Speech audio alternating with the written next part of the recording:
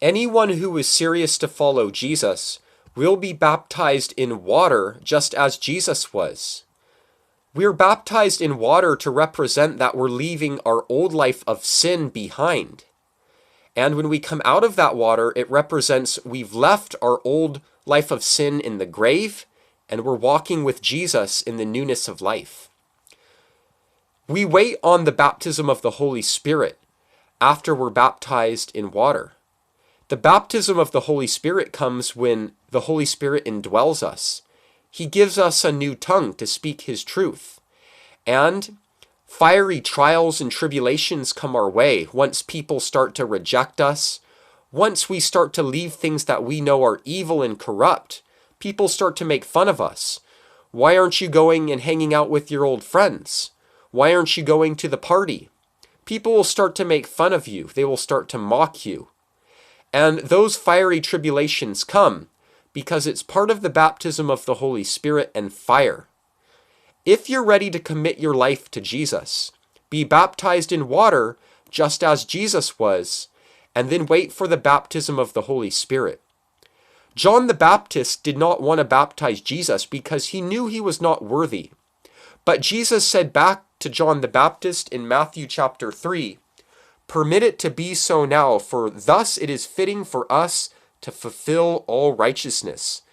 Then John allowed him. You don't have to find someone who is a perfect man to baptize you. You don't have to find the perfect body of water. You just have to find some water and someone who has been baptized in water themselves. If the person that baptizes you later turns his back on God or is not worthy to follow the Lord, what does that have to do with you? It is your heart condition that is special. It is not the body of water or the person that is baptizing you.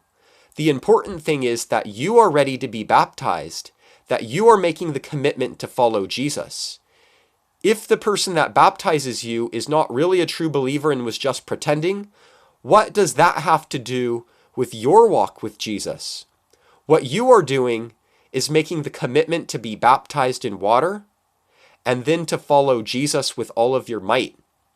You know, the one who baptized me was a pastor of a church, and he later, before he died, said that he did not have the peace that passed all understanding.